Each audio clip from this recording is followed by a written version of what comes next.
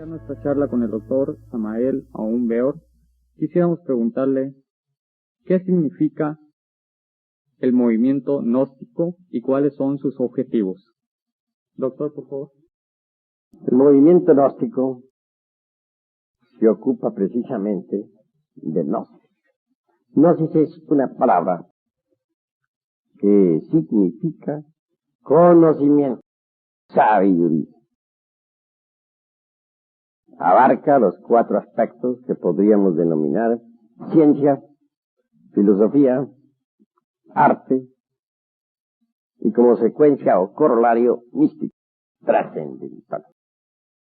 Objetivos: llevar la enseñanza de tipo gnóstico a toda la humanidad, sin diferencia de sectas, razas, casta, sexo o color. Gnosis existe toda pieza arqueológica, en todo nicho, pirámide, sepulcro, etc. Lo interesante es precisamente extraer la gnosis sabiamente y según reglas de entre las distintas piezas arqueológicas halladas no solamente en nuestra patria mexicana, sino en todas las latitudes del mundo.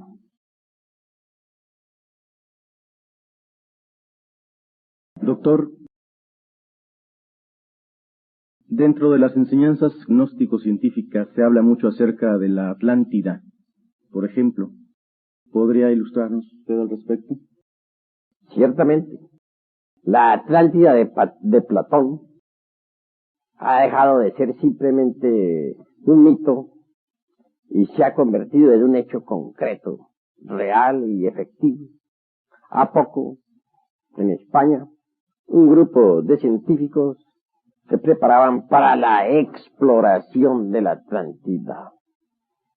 Obviamente ha sido descubierta en el océano que lleva su nombre.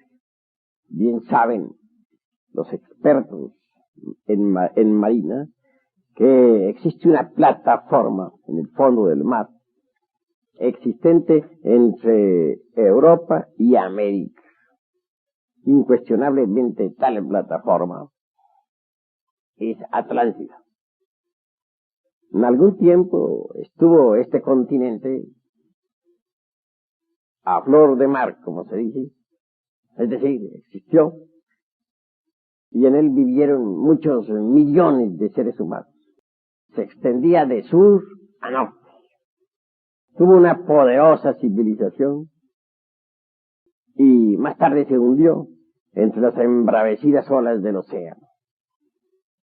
Indubitablemente, la Atlántida desapareció a consecuencia del 4º movimiento que existe en nuestro mundo Tierra.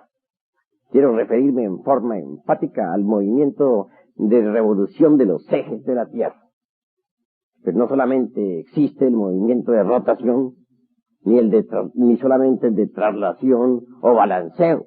Hay un 4º movimiento conocido por la ciencia astronómica, que es el de revolución de los ejes de la Tierra. Así que cuando los ejes de la Tierra pasaron por esa tremenda revolución periódica, la Atlántida fue sumergida entre las olas del océano. Una verticalización de los polos fue más que suficiente como para que los mares cambiaran de lecho y la Atlántida quedase sepultada entre el océano. Pruebas de la existencia de la Atlántida las hay a millones. Por de pronto, hemos de recordar nosotros los jarrones encontrados entre las ruinas de la antigua Troya, descubrimiento que hiciera el arqueólogo Schellbaum, alemán. Jarrones de mármol, piedra o loza, es decir, de distintos materiales en cuyo fondo se hallaron monedas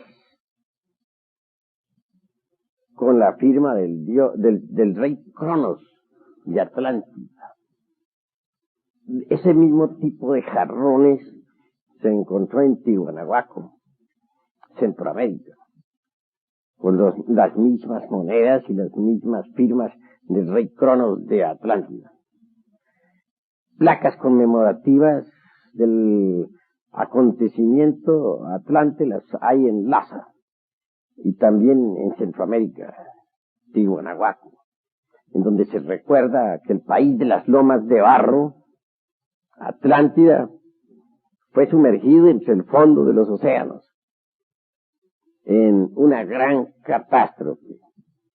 Y todos los libros de los pueblos antiguos, me refiero a los códices del este y del oeste del mundo, recuerdan en sus sagradas escrituras tal acontecimiento. Además, la cuestión racial es de por sí bastante más que suficiente como para dar testimonio de la Atlántida. Veamos, por ejemplo, aquí en nuestro país, en México, a cierto tipo de yucatecos. Trasladémonos por un momento siquiera a Chichén Itzá. Encontraremos el ojo oblicuo propio de la raza japonesa y china oriental. Esto es más que suficiente como para indicarnos un tronco común entre el este y el oeste. Obviamente tal tronco es el único que nos puede explicar esta similitud de razas. Además, si vamos a la cuestión del lenguaje, descubriremos, por ejemplo, a Atlas en la antigua Grecia, cargando al mundo sobre sus hombros, raíz de Atlantis o Atlántida. Esto viene a recordarnos precisamente al gran continente sumergido, ¿no? Así, a medida que vaya pasando el tiempo y las investigaciones continúen, se irán sacando más y más pruebas de la Atlántida. Pero lo más interesante es que se empiecen ya a sacar del fondo del mar muchas piezas arqueológicas que acaben de quitar la duda de la cabeza a los que aún dudan. Doctor Aún Beor, se ha dicho que los herederos de la cultura de la Atlántida podrían haber sido los egipcios, los mayas, tal vez los incas. ¿Qué concepto nos podría usted verter sobre estos conocimientos? Bueno, herederos de la Atlántida los tenemos tanto en el este como en el oeste del mundo. Y sin ir tan lejos, recordemos nosotros que en el Egipto actualmente hay pirámides mayas. Esto de por sí es demasiado sorprendente. No debemos olvidar también el alfabeto naga-maya en el Tíbet.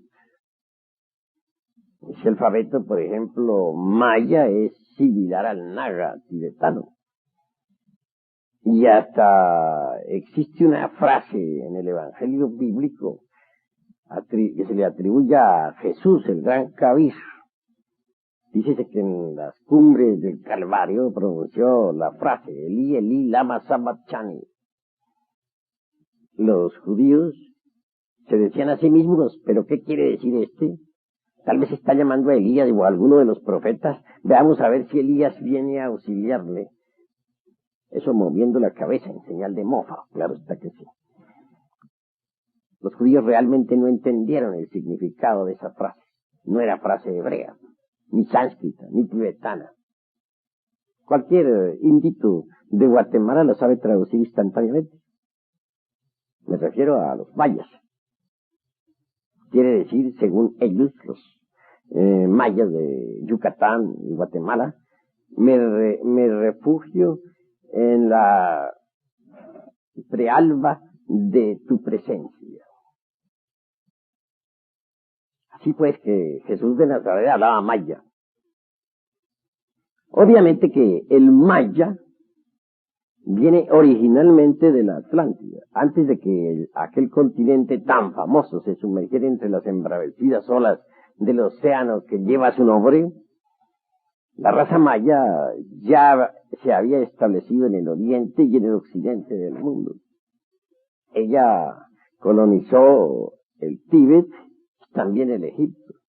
Y testimonios los tenemos en el alfabeto naga maya del Tíbet y también en las pirámides egipcias. Así pues que tanto el este como el oeste del mundo heredaron de la Atlántida prodigiosos conocimientos. Doctor, ¿a qué se debe que haya tanta similitud en todas las culturas universales que conocemos, en que todas hayan edificado pirámides? Precisamente, esto se debe al tronco común atlántico. Sería imposible que hubiera tanta similitud entre el este y el oeste si no existiese un tronco común. Indubitablemente la Atlántida habla por sí misma. Restos de la Atlántida tenemos las Antillas y también el archipiélago de las Canarias. Aún más, conceptúo que la misma España es un pedazo de Atlántida. La mismísima España. Así pues, si no hubiera sido por ese tronco común, no podríamos explicarnos la similitud entre el Oriente y el Occidente, en cuestión de pirámides, tradiciones, leyendas, etc. Doctor Samael Aún Weor, en 1947, en una cueva cerca del Mar Muerto, se encontraron los hoy famosos y llamados rollos del Mar Muerto. ¿Qué nos puede usted decir a este respecto? Ciertamente, los rollos del Mar Muerto son propiedad de los esenios. Lograron sacar en rollos metálicos. Todo bastante trabajo, su debida interpretación, traducción, máxime cuanto hubo que sacarlo o cortarlo en forma de pequeñas laminillas, frase por frase. Pero se logró con buen éxito y hoy los tenemos en nuestro poder, que es lo que cuenta. Se trata de la sabiduría de los esenios, una secta hebraica antigua, con grandes conocimientos arcaicos. Dicha secta vivía a orillas precisamente del Mar Muerto.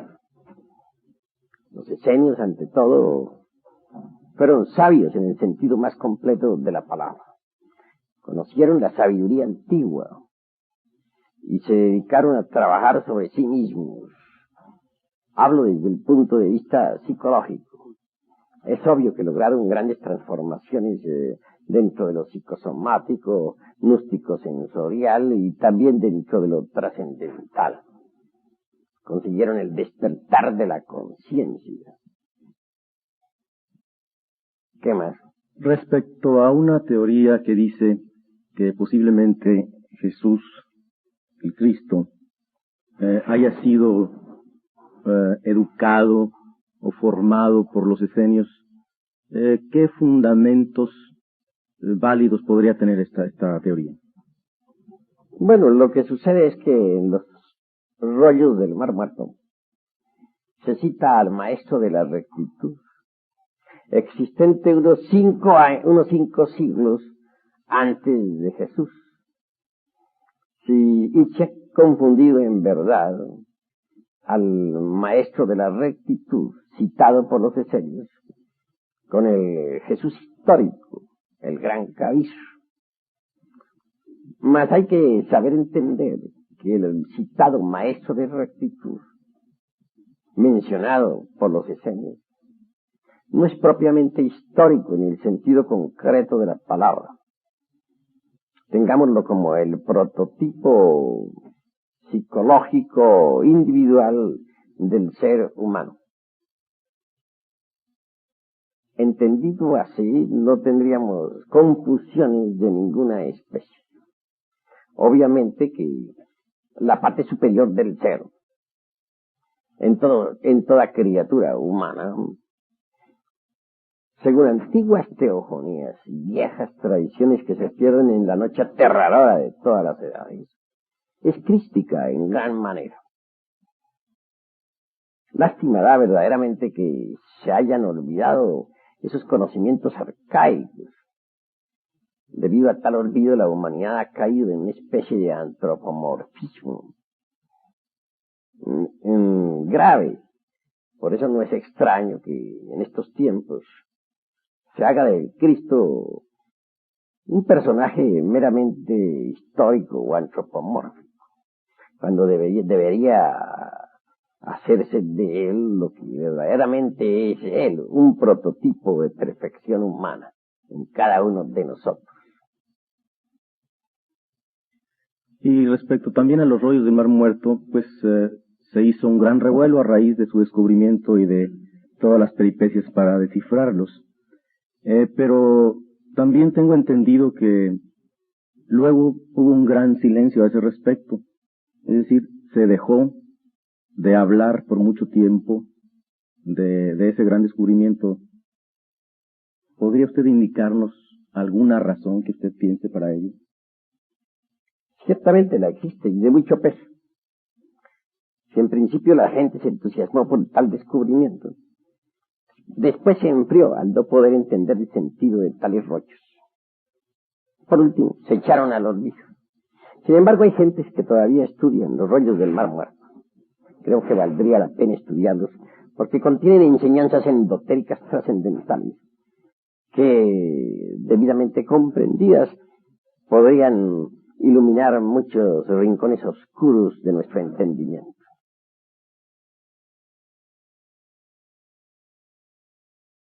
Doctor Beor, en todos los antiguos libros, en todas las antiguas tradiciones y leyendas de la humanidad, ha querido hacerlas así, leyendas, porque a veces no alcanzamos a comprender lo que encierran en sí mismas. Se ha hablado de que antiguamente existían objetos voladores. En el Ramayana se habla de guerras nucleares o algo que podría asemejarse, de naves volantes, y en todas las antiguas culturas también se habla de esos objetos. Entonces quisiéramos que nos dijera nuestro público de Radio Escucha algunas cosas que pudieran venir dentro de esas naves, que si seríamos gente extraterrestre, si sería gente que habitó la humanidad en nuestra tierra desde hace muchos milenios y que por los mismos ciclos de la vida se vayan acabando esas civilizaciones. Quisiéramos que nos dijera algo sobre esto, doctor Beor. Con el mayor gusto platicaremos un poco sobre estas inquietantes cuestiones relacionadas precisamente con los extraterrestres. En lo que a mí atañe, tuve una experiencia directa con los mismos. Para mí no son cuestión meramente teórica o utopística, sino que en realidad de verdad los conocí directamente. Me viene a la memoria en este momento un encuentro con extraterrestres. Hallábame precisamente en el desierto de los Leones, en el Distrito Federal. De pronto, un objeto volador no identificado descendió en un claro del bosque. Movido por la curiosidad, me dirigí al lugar. Y grande fue mi sorpresa al hallar una nave cósmica redonda, achatada, sostenida sobre un trípode de acero. Se abrió una escotilla y un hombre descendió por una escalerilla. Detrás de él venían unas 11 personas, delgados todos, de medianas estaturas, piel cobriza, amplias frentes, ojos azules, fisonomía noble, etc. Me acerqué al que consideré capitán de la nave, el hombre que descendió adelante. Le saludé, y grande fue mi asombro cuando él me contestó en perfecto español. Todo pensaba menos que los extraterrestres hablaran español.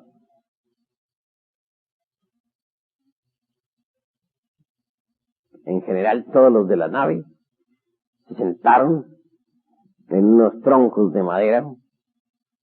Árboles que habían sido derribados estaban allí en el suelo. Rogué al capitán, diciéndole: soy escritor, Me gustaría que usted me llevara a otro planeta del espacio. Preguntó, ¿a qué planeta? Dije, a Marte. Respuesta, eso está allí nomás. Otra respuesta que fue para mí sorpresiva. Aquí nomás, me dije a mí mismo. Y lo dijo con aquel hombre con tanta naturalidad, como si se tratase de ir a la tienda de la esquina.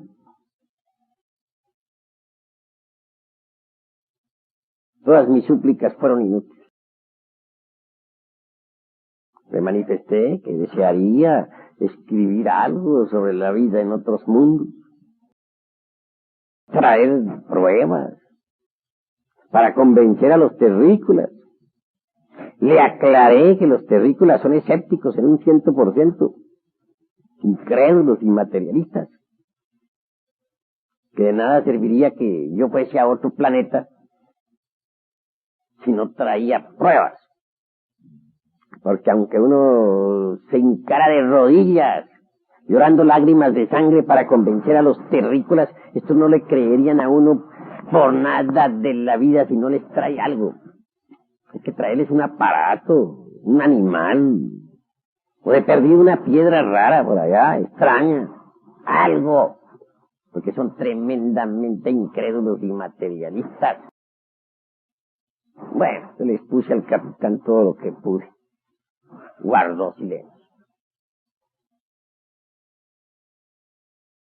Una de las damas, porque habían dos en la tripulación, se puso de pie y dijo, si nosotros colocamos una planta que no es aromática junto a otra que sí lo es, la que no es aromática, es claro que se impregnará con el aroma de la que sí lo es, ¿verdad?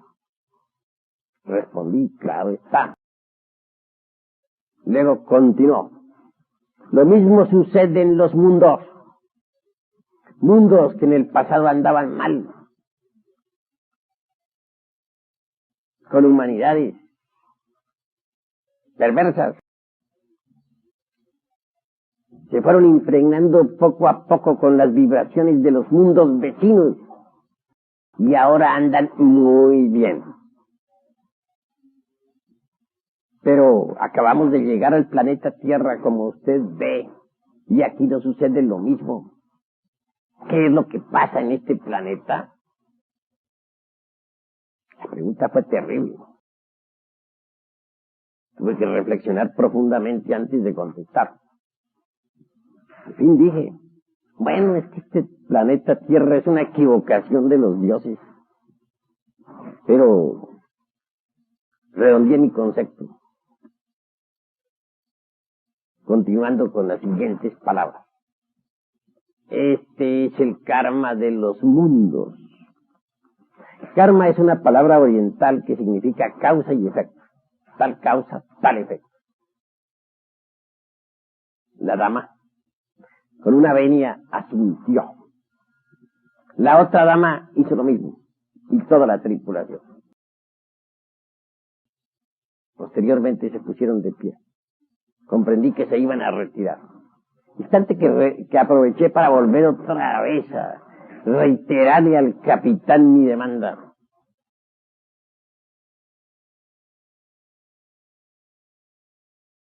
Aquel hombre, por último, dijo, en el camino iremos viendo.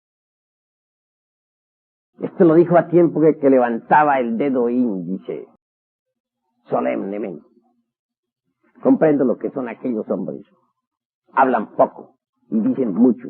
La palabra es oro para ellos y nunca fallan a sus palabras. Me alegró aquellas palabras.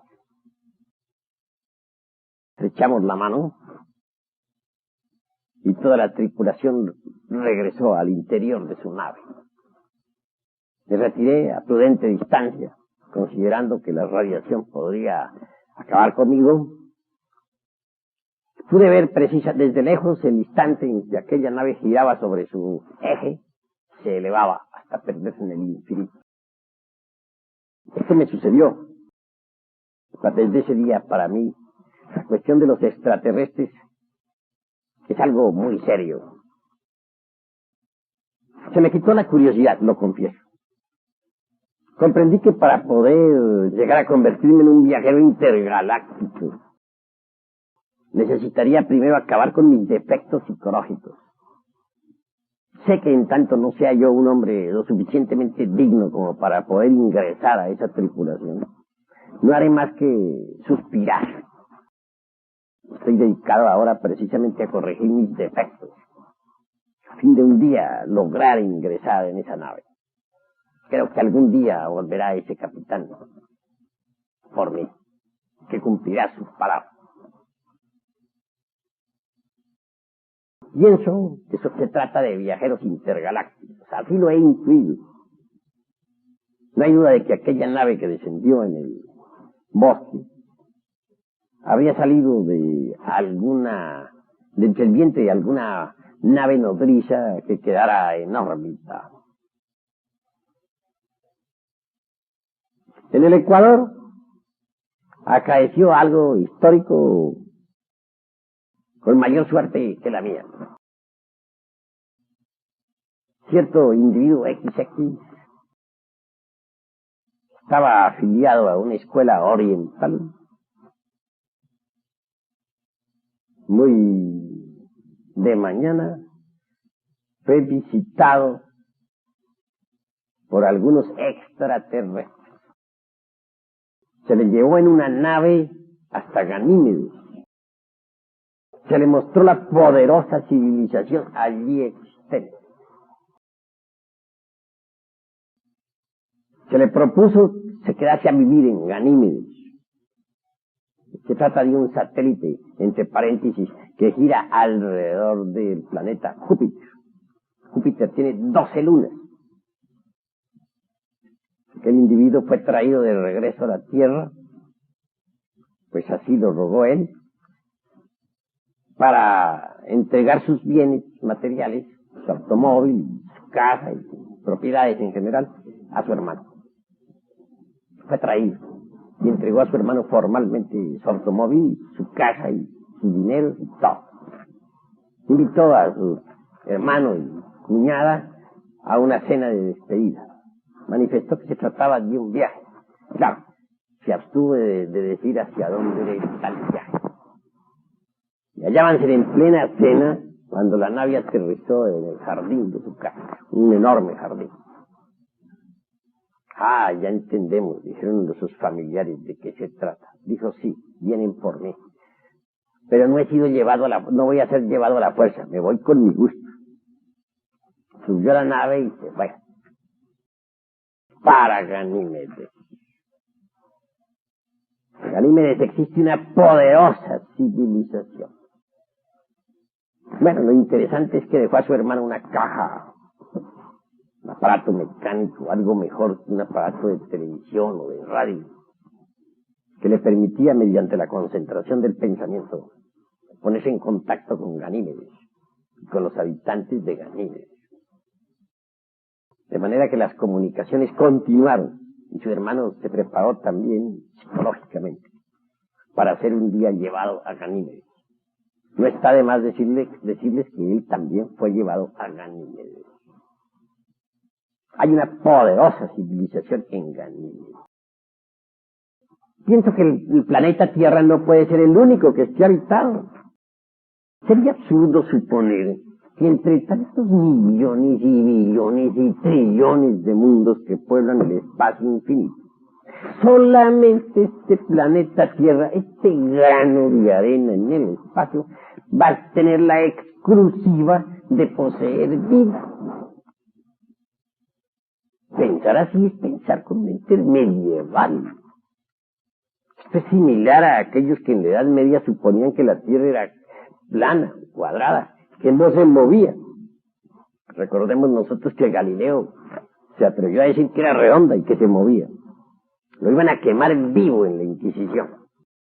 Tuvo que jurar poniendo la mano derecha sobre la Biblia. Me dijeron, ¿jura usted que la Tierra no es redonda y que no se mueve? Él juró, dijo, Ursemut Y dijo, lo juro, se move, se move. Lo juro, pero se mueve, se mueve. Así también pensar hoy en día nosotros, que habitantes solamente hay en la Tierra, y que es el único mundo que tiene vida, es pensar con mente medieval, al estilo inquisitorial. No es eso inteligente. Nosotros debemos ser revolucionarios en el pensar. Doctor Samael Aún-Beor, usted me hace reflexionar sobre algunas cuestiones que siempre me han inquietado. Se ha hablado de los grandes secretos que encierra la pirámide, la gran pirámide de Egipto. También Nostradamus habla en sus obras sobre acontecimientos que han venido ocurriendo en la historia de la humanidad y que han sido destacados ya por ellos. ¿Es que la historia se repite o es que el hombre puede ver hacia el futuro? Ciertamente la gran pirámide es tremenda. Todas las medidas de la gran pirámide son proféticas. Allí está profetizada con entera claridad la Segunda Guerra Mundial, que ya acaeció entre los años 1939 y 1945. También estuvo debidamente profetizada la Primera Guerra Mundial entre el 14 y el 18.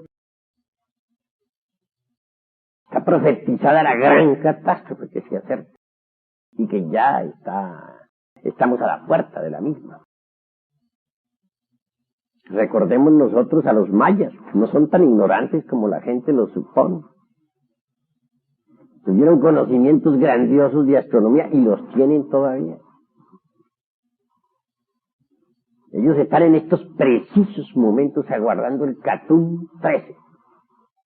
¿A poco estuve precisamente entre ellos? Y estoy informado de lo que estoy diciendo, directamente. Aguardan la gran catástrofe para el Catún 13. Los 13 Catunes mayas son maravillosos. Son una especie de ciclos históricos debidamente definidos. Los 12 Catunes anteriores se cumplieron con toda exactitud matemática. Y en estos precisos momentos ellos se están preparando para el Catún 13, en el que se dice habrá una gran catástrofe que cambiará la fisonomía geológica de nuestro mundo Tierra en forma total y definitiva. Obviamente, de producirse tal catástrofe, pues tiene que venir el desastre para toda nuestra raza. Morirá la humanidad en su totalidad. Sin embargo, pienso que también un pequeño grupo puede salvarse. Siempre después de toda catástrofe hay sobrevivientes, que no los podría haber ahora. Sabemos que hay un mundo gigante, colosal, imponente, que viene rumbo hacia la Tierra. Sigue una órbita definida. Se trata de un mundo que pertenece a otro sistema solar. Quiero referirme en forma enfática al sistema solar Pilar. Ese mundo colosal tiene en realidad de verdad una órbita tremenda. No. Cuando llegó al final de la época lemúrica, continente otrora situado en el Océano Pacífico, el fuego de los volcanes entró en erupción y a través de 10.000 años de terremotos fue desapareciendo aquel gigantesco continente hasta que se acabó definitivamente. Fue cubierto por las aguas del Pacífico. Restos de Lemuria tenemos toda la Australia y la isla de Pascua, situada frente a Chile. Cuando llegó al final de la época Atlante, se produjo la revolución de los ejes del mundo. Y entonces los mares cambiaron de lecho y se tragaron a ese gran continente, con toda su poderosa civilización.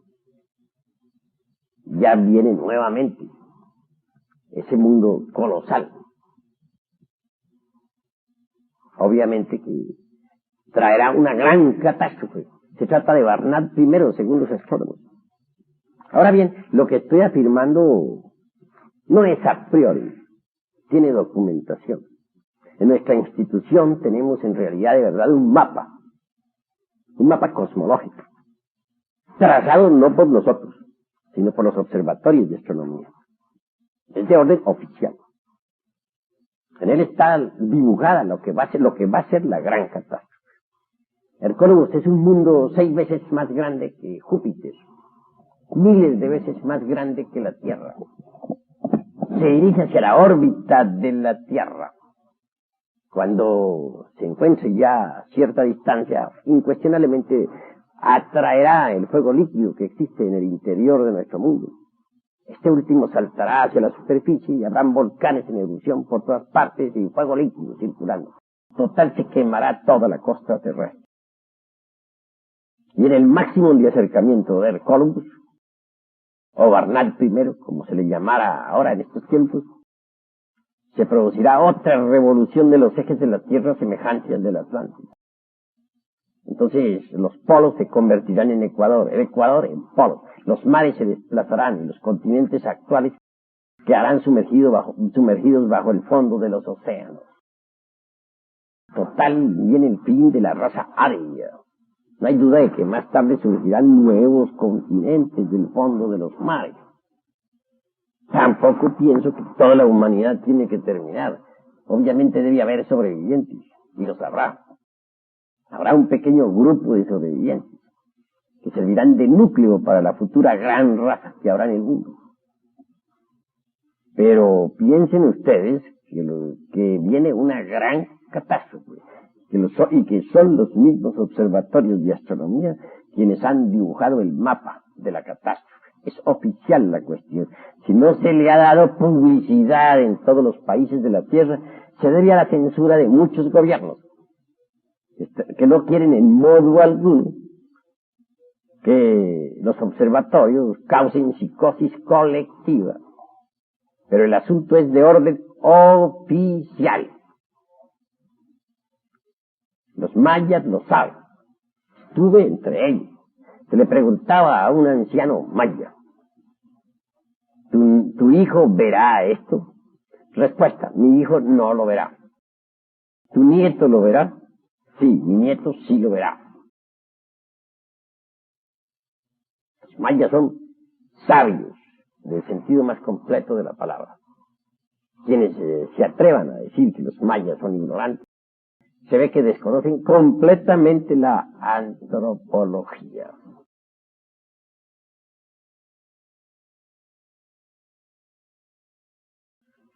Bueno, pues yo le iba a preguntar más o menos una fecha planteada en esos términos, pero pues ya dio usted la respuesta. Pasando a otro tema, quisiera que nos ilustrara, doctor Raumbeor, respecto a una ley llamada Solionensis. ¿Es el nombre correcto, doctor? Correcto. El Solionensis es una ley muy interesante. Sucede que cerca a nuestro sistema solar de Ors existe el Sol Baleoto. Es otro sistema vecino. De cuando en cuando el sistema del Sol Baleoto se acerca a nuestro sistema solar de Ors. Entonces este sistema se defiende, por decirlo así, eléctricamente. Y aumenta la tensión eléctrica en todo el sistema. Y también en nuestro mundo, es claro.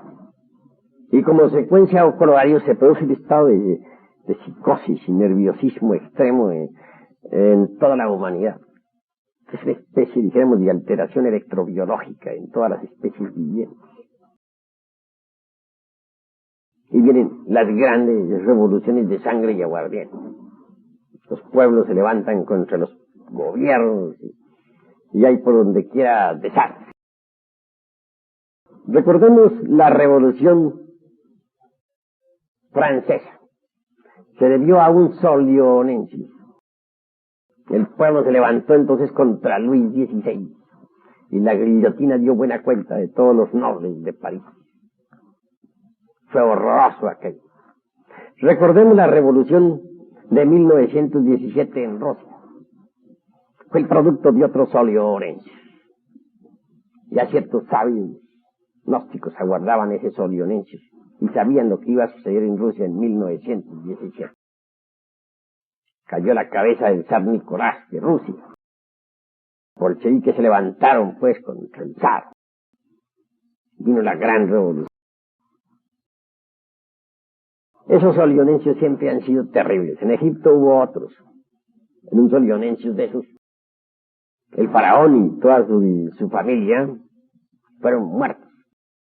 Se les traspasó con cables de acero, de forma tal que se formó un collar macabro. Todos los cuerpos atravesados con un cable de acero fueron lanzados después al Nilo. Mucho se ha hablado sobre las dinastías del antiguo Egipto de los faraones, pero muy poco se ha hablado en realidad de verdad desde el punto de vista histórico de lo sucedido entre dinastía y dinastía. En un solionencius de esos, para poder erigir nuevo gobernante, se dijo que el que pudiera poner sobre un determinado vaso de alabastro el mayor número de ojos de nobles, ese sería faraón. No hay duda de que se cometieron crímenes horribles. Piensen ustedes lo que eso significa. Cada vez que un solionencius, pues, llega a nuestro mundo, se producen acontecimientos de esa clase. Esa es la ley del solionencius. Es una presión eléctrica que indubitablemente produce alteración en los nervios de la humanidad. Los desórdenes electrobiológicos son terribles. También dentro de la historia de la humanidad ha habido casos de hombres que se dice que son hombres excepcionales. Me refiero a los mutantes. ¿Qué es lo que nos podría usted ilustrar, doctor? Sí, hay mutantes. Uno podría transformarse en mutante si en realidad de verdad disolviera el ego, el yo. Porque indubitablemente el yo no es una fuente de bendiciones, sino más bien de desastres. El yo es un manojo de pasiones, odios, violencias, rencores, lujuria, alcohol. Si uno lograra eliminar el ego, el yo, solo quedaría en uno el ser. Y el ser en sí mismo es el ser. Y la razón de ser del ser es el mismo ser. Cuando el ser queda en uno y el ego ha sido eliminado, reina entonces la plenitud en nosotros. Mutantes son individuos sagrados en el sentido más completo de la palabra. Individuos que lograron eliminar el ego, el yo. Individuos transformados. Es posible eso, y nosotros tenemos métodos y sistemas mediante los cuales podemos disolver el yo psicológico. Es decir, uno se podría transformar en un mutante, una persona con mayor conocimiento, con mayores experiencias, con mayores vivencias. Así es. Uno puede transformarse en un mutante si así lo desea. El todo está en conocer, pues, el sistema, el método. Y nosotros, en nuestra institución, lo tenemos. ¿Podría usted darnos algunos nombres que usted piense que han llegado a ese estado ideal de mutante? ¿Cómo no? Con el mayor placer. Tenemos nosotros el conde San Germán. Se le menciona en la historia. Y aunque ustedes no lo crean, porque yo sé que no lo van a creer, por anticipado lo sé, existió durante los siglos XVI, XVII, XVIII, XIX en Europa. Se mueven las cortes de todos los reyes. Es amigo de María Antonieta. Es amigo de Luis XV. Figura en todas las cortes de esos tiempos. En Austria se le conoce como príncipe Rákóczi, etc. Trata de un mutante. Ahora la humanidad solamente ha tenido acceso a la ciencia oficial Y la ciencia oficial no es toda la ciencia del universo. ¿No creo que ustedes pensarían que la universidad puede controlar todos los conocimientos universales? Creo que la universidad nos da una técnica para ganarnos la vida, pero en modo alguno podría controlar toda la ciencia del cosmos infinito. Y pues hay una diferencia entre la ciencia oficial y la ciencia pura. Tenemos que reconocer nosotros que la ciencia oficial es la suma total de todas las teorías aprobadas en nuestro tiempo. Las teorías cambian constantemente. Hoy puede estar de moda una teoría, mañana otra. Cambian tanto como las modas de las mujeres. Pero ciencia pura es algo muy diferente. Para entrar en el anfiteatro de la ciencia pura, se necesita haber abierto la mente interior. No hay duda de que un mutante ha abierto la mente interior, que por lo mismo puede entrar en el anfiteatro de la ciencia pura y manejar la vida. Los científicos no saben manejar vida, conocen la mecánica de los fenómenos, han estudiado y analizado la célula, el fondo vital de la célula viva. Pero, ¿qué saben ellos, por ejemplo, sobre el origen real de la vida? Teoría, y nada más que teoría, porque no pueden demostrar cuál es el origen de la vida. Uno puede tener una teoría y otro otra, pero nadie puede demostrar realmente lo que es el origen de la vida. Ellos pueden manejar la mecánica de la célula viva, pero no saben manejar en realidad de verdad el fondo vital. Para manejar el fondo vital hay que conocer en realidad de verdad la ciencia pura. Y la ciencia pura no la pueden conocer sino aquel que ha abierto la mente interior. Quien ha abierto la mente interior sí entra en el anfiteatro de la ciencia cósmica. Se convierte de verdad en un sabio en el sentido más trascendental de la palabra. De verdad que empecemos por dividirnos en dos clases de gente. Los que conocen la ciencia oficial y los que han ingresado al anfiteatro de la ciencia cósmica. Son dos tipos de sabios. Los que están en la ciencia oficial común y corriente jamás creerían en aquellos que están en el anfiteatro de la ciencia cósmica. Nunca lo aceptarían. ¿Por qué? Porque está más allá de sus capacidades. Para penetrar en el anfiteatro de la ciencia cósmica, repito, hay que abrir la mente interior. Existen tres mentes. La primera la podríamos denominar la mente sensual. Esta elabora sus conceptos de contenido con las percepciones sensoriales externas. Nada puede saber sobre lo real. Nada. La segunda es la mente intermedia. En ella están depositadas las creencias. Un hombre puede darse el lujo de creer en todo lo que quiera, pero eso no lo transforma. Alguien podría creer que existe el sol, y alguien podría creer que no existe.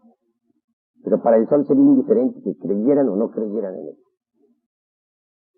Las gentes que tienen desarrollada la mente intermedia, nada saben de lo real. Solamente creen y eso es todo. La mente interior es algo más importante. Quien abre la mente interior, de hecho, tiene percepción directa de lo real. La mente interior es cognición de lo fundamental. Conocimiento directo de eso que verdaderamente es lo real. Solo abriendo la mente interior podemos nosotros entrar en el anfiteatro de la ciencia cósmica. Antes no es posible. Por eso si yo les digo a ustedes que el conde San Germán vive en las épocas actuales, si tengo el valor de declararlo, estoy también absolutamente seguro que eso no lo creerá jamás nadie.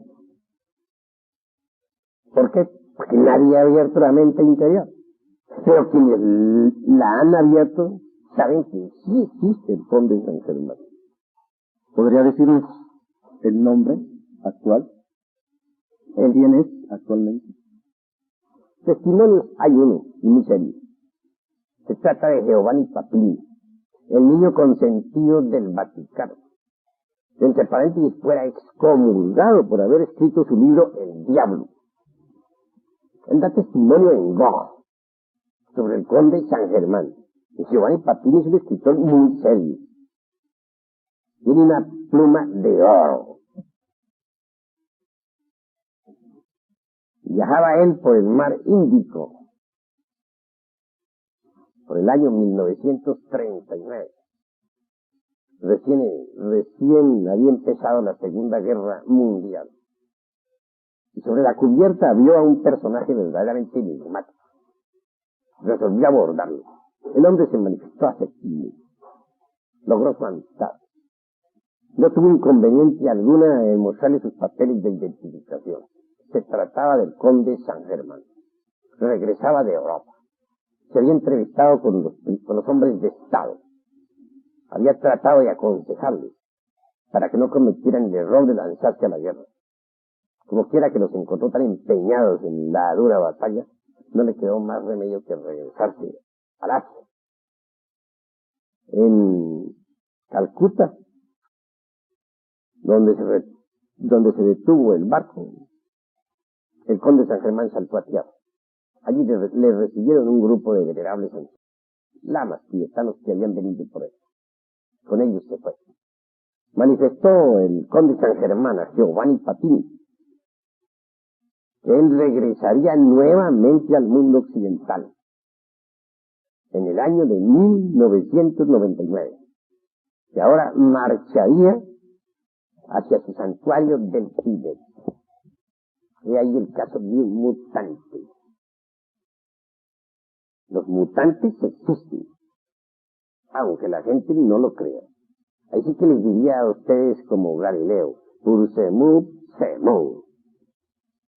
Doctor Samael Aún Weor, ¿por qué la fecha trascendental de 1999 se ha hecho tanto énfasis? Usted acaba de mencionarlo con el conde de San Germán. Nostradamus también lo cita como una época, una fecha que va a ser trascendental para la historia de la humanidad. ¿Qué nos podría usted decir al respecto? Ciertamente es una fecha bastante discutida. Nostradamus pone 1999 como el año de la gran catástrofe. Asegura que un rey muy terrible, dice, asaltará a París desde el cielo.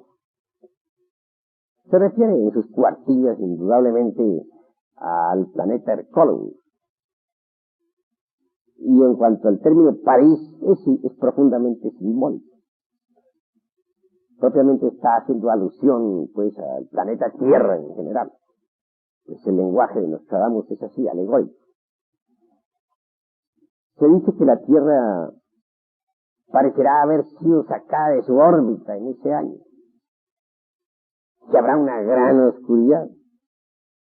Indudablemente se trata de un eclipse. Obviamente al colocarse Hercólogos entre el Sol y la Tierra, tiene que producirse un eclipse. Y todo el mundo, todos los estudiantes, aquellos que han leído alguna vez las centurias, aguardan esa fecha. Sin embargo, los mayas afirman que solo hasta el Catún 13 vendrá esa catástrofe. Y los mayas colocan esa catástrofe por el año 2043. De manera que hay dos conceptos. El uno es el de Miguel de Nostradamus, gran astrólogo y médico, y el otro es el de los mayas de Yucatán. Yo francamente creo que el acontecimiento puede acaecer en el Catún 13. En este estoy con los mayas. Cambiando un poquito de tema, doctor, ¿qué nos podría usted decir acerca del karma? Bueno, karma es una palabra que significa causa y efecto. Toda causa produce su efecto. Y todo efecto puede producirse en causa, puede convertirse en causa. Esa es la palabra karma. Ley de acción y consecuencia. Obviamente, una mala acción tendrá una mala consecuencia. Y una buena acción tendrá una buena consecuencia. Así es como trabaja la ley del karma. Cada uno de nosotros es artífice de su propio destino. Cada uno de nosotros crea su propio destino, es un creador de su destino. Si nosotros sabemos aprovechar bien el presente. hasta el máximo, trabajando rectamente. Obviamente crearemos un buen karma, un buen destino. Tendremos un futuro maravilloso. Pero si nosotros no sabemos aprovechar la vida de instante en instante, podremos originar un karma desastroso. Un hombre que sabe vivir rectamente, de momento en momento, que aprovecha cada segundo de su vida para trabajar en favor de la humanidad y para transformarse psicológicamente, es un hombre por venir, es un hombre que puede crearse un futuro maravilloso. En busca de la verdad trascendental, siempre se han creado, en la historia de la humanidad lo hemos visto muchas veces, grupos o asociaciones que han trabajado con carácter secreto. Podríamos referirnos a los esenios, a los cátaros, a los fenicios, a los masones. ¿Qué tendrían todos estos grupos de relación con la asociación gnóstica que usted representa, doctor? Bueno, la Asociación Gnóstica de Estudios Antropológicos y Culturales, asociación civil, respeta todas las escuelas, organizaciones, sectas, órdenes, etcétera, etcétera, etcétera. Sabemos muy bien que si no se trabaja con los tres factores de la revolución de la conciencia, no se llega a ninguna conclusión lógica. Quiero referirme en forma enfática a esos tres aspectos que son: nacer, morir, sacrificarse por la humanidad. Nacer. Es necesario crear al hombre dentro de nosotros mismos, porque el hombre actual es un hombre no logrado todavía. Estoy de acuerdo con lo que cierto profesor universitario dijo en México. Nosotros, afirmó, somos tan solo mamíferos racionales. Me parece que está correcta esa definición. Lo interesante sería ahora crear al hombre dentro de sí mismo. Y esto es posible aprendiendo a transmutar las secreciones sexuales. Porque es por medio del sexo como nosotros nos reproducimos. Somos hijos del sexo, somos hijos de un hombre y de una mujer. Si aprendemos nosotros a transmutar la libido sexual, tal como nos enseña Sigmund Freud en su psicoanálisis, es posible entonces crear dentro de nosotros mismos al hombre. Federico Nietzsche nos habla del superhombre, pero cometió un error muy grave, se olvidó del hombre. Hay que crear primero al hombre antes de pensar en el superhombre.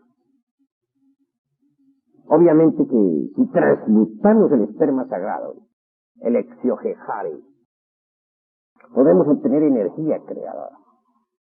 La energía indubitablemente condensa en otras formas de vida.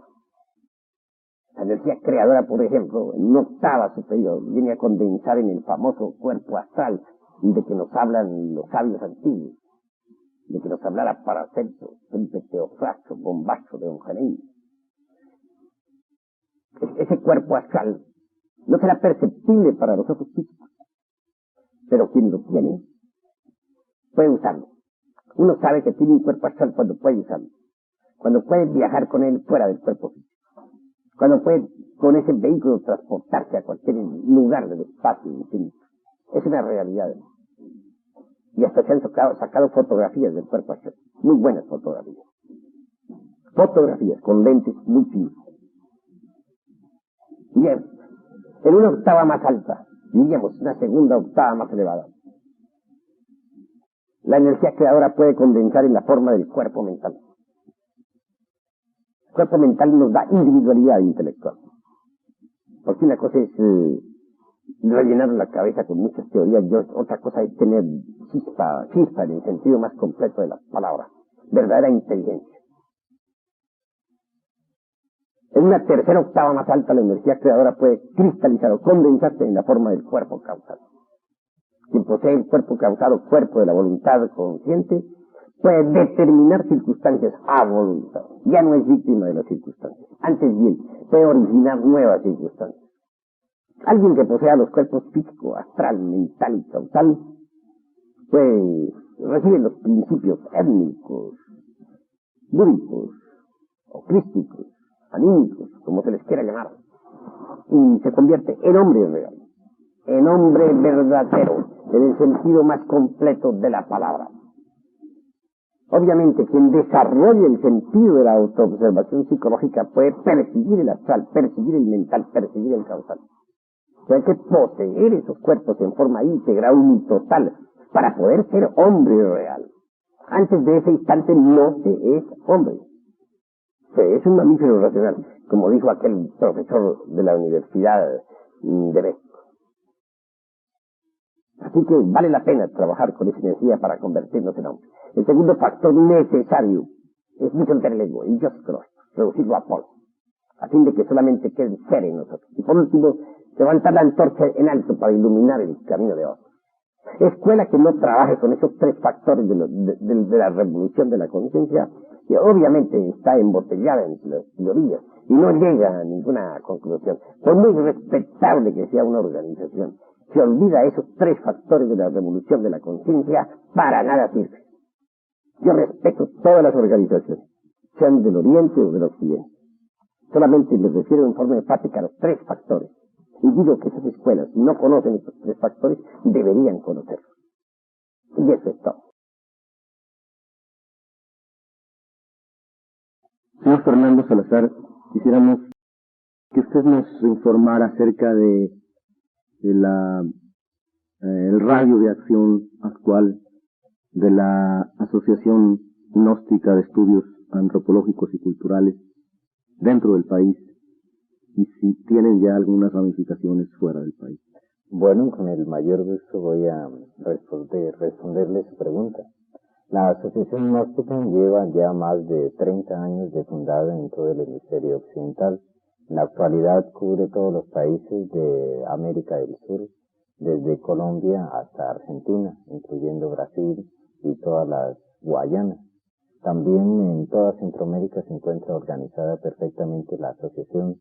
En Estados Unidos se encuentra muy poderosamente en Nueva York, en Washington, al igual que en Canadá se está estableciendo en este año el Centro de Investigaciones Gnósticas Antropológicas, donde ya la organización se integra con grupos de científicos e investigadores del átomo, ya que la gnosis también abarca en su parte y su especialización la ciencia.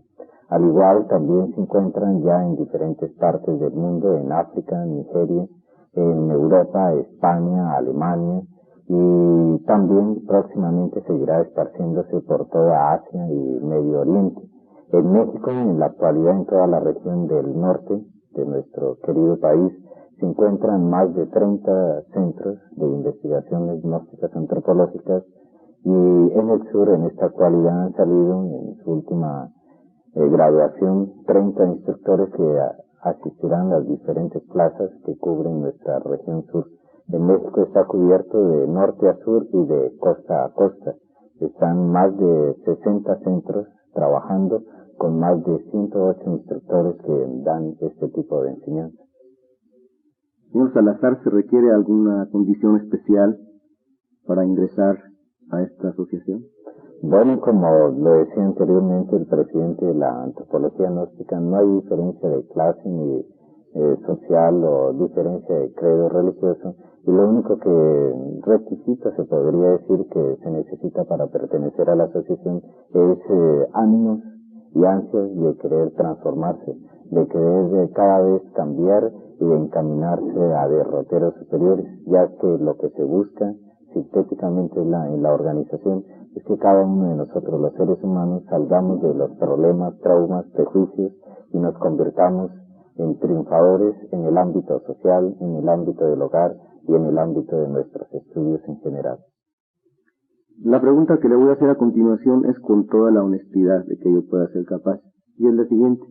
De toda esta gran organización, según ha dicho usted, requiere de fondos. Entonces, quisiera yo saber de dónde salen todos los fondos para este movimiento. Bueno, con el mayor gusto responderé su interesante pregunta. En sí, la organización en todos los países donde se encuentra establecida siempre cubre el requisito de ser respaldadas por los gobiernos, es decir, tienen su personería jurídica como también la tienen aquí en México, pero son siempre sin ánimo de lucro. La organización cubre sus gastos a través de cuotas módicas que dan los miembros, es decir, los miembros aportan cuotas, pero para el sostenimiento general de la casa donde funcionan los estudios y para las diferentes actividades, así como se realizó en el Congreso de Antropología Gnóstica en Guadalajara, donde 2.300 personas asistieron de todo el hemisferio occidental. Todos a través de un año comenzaron a dar una ayuda de $1 mensual. Con ese $1 mensual que dieron todos de manera espontánea, se pudo realizar un congreso que al Departamento de Turismo de Jalisco le dejó una entrada de $500,000 pesos. Entonces nosotros trabajamos sin ánimo de lucro, pero cuando tenemos que realizar algún evento o sostener nuestra organización en cada ciudad, cada miembro da una ayuda de acuerdo a sus posibilidades. Muchas gracias. Para servirle a ustedes. Doctor Samael Aún Weor, mucho se ha hablado de la reencarnación del hombre, de que volvemos a nacer una y otra vez hasta completar nuestro estado de perfección espiritual. ¿Qué nos podría usted decir a este respecto? Con el mayor gusto daré respuesta a esta interesantísima pregunta. Para unos, la reencarnación, pues, es una teoría. Para otros, un motivo de fe, una creencia. Para otros, una superstición. Para otros, una carcajada, un sarcasmo, y nada más. Pero para aquellos que recordamos nuestras vidas pasadas, la reencarnación es un hecho. Ahora bien, hay que hacer una plena diferenciación entre lo que es la ley de la reencarnación y lo que es la ley del eterno retorno de todas las cosas.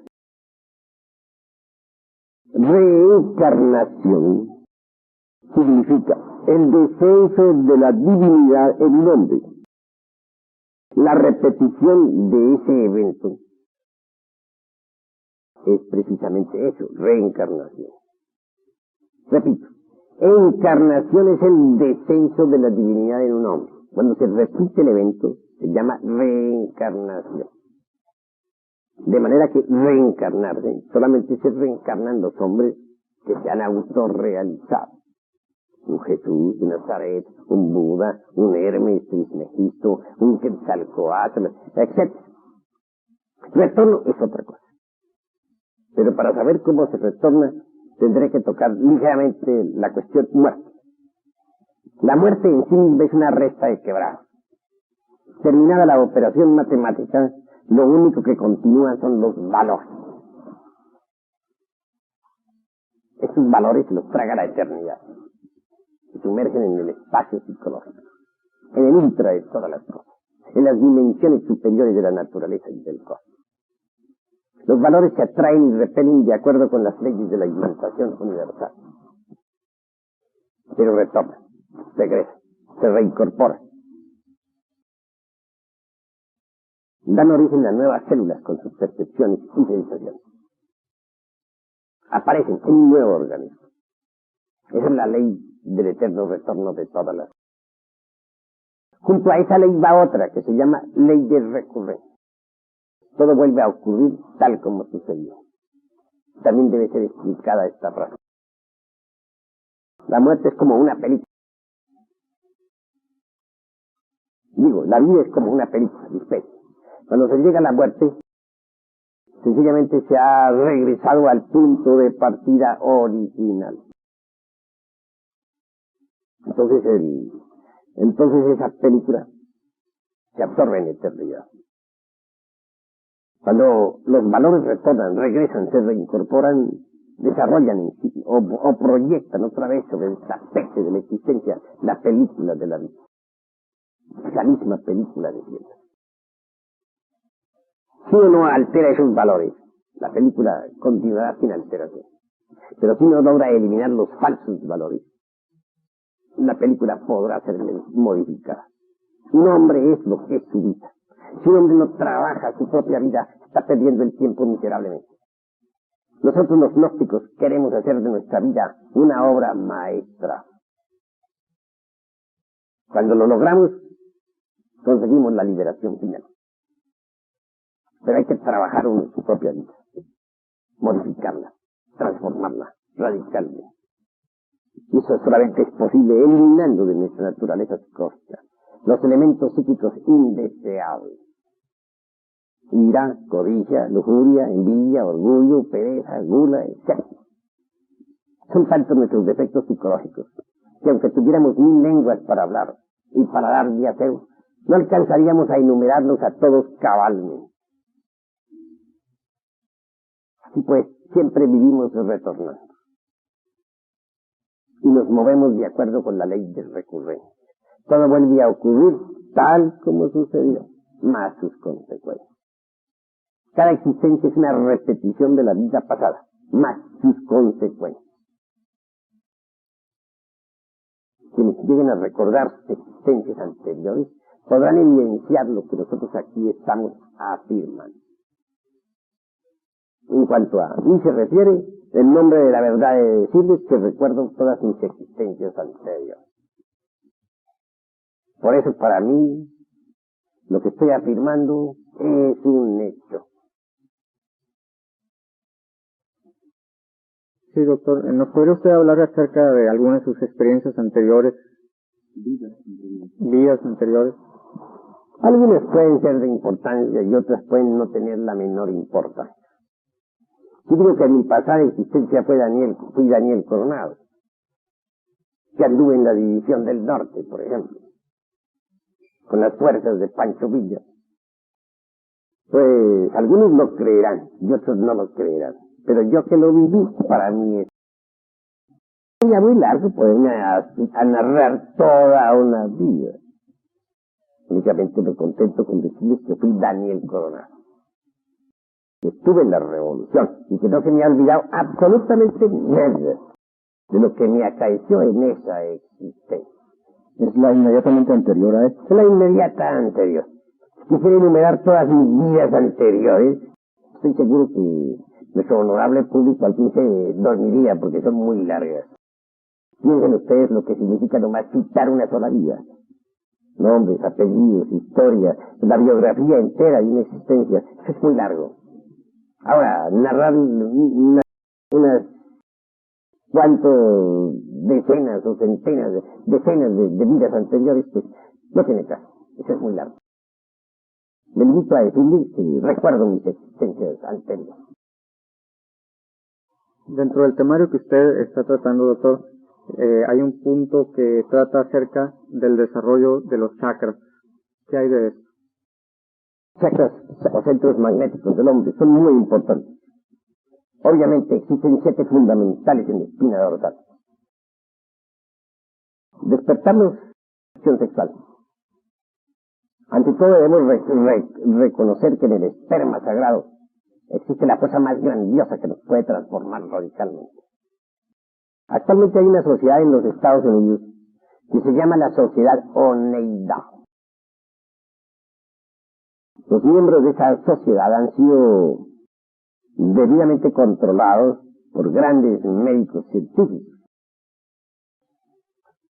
Ningún varón allí cometería el error jamás de eyacular el semen, es decir, la entidad del semen, el contacto sexual de todas las parejas controladas por la Sociedad Oneida de los Estados Unidos de Norteamérica. Permite que haya conexión del yin y yang, pero jamás eyaculación del semen. Y en nombre de la verdad se ha investigado el organismo de cada uno de los individuos sometidos a experimentos, que ha tenido mejorías extraordinarias. Individuos viejos, enfermos, ahora gozan de una gran salud gracias a la transmutación.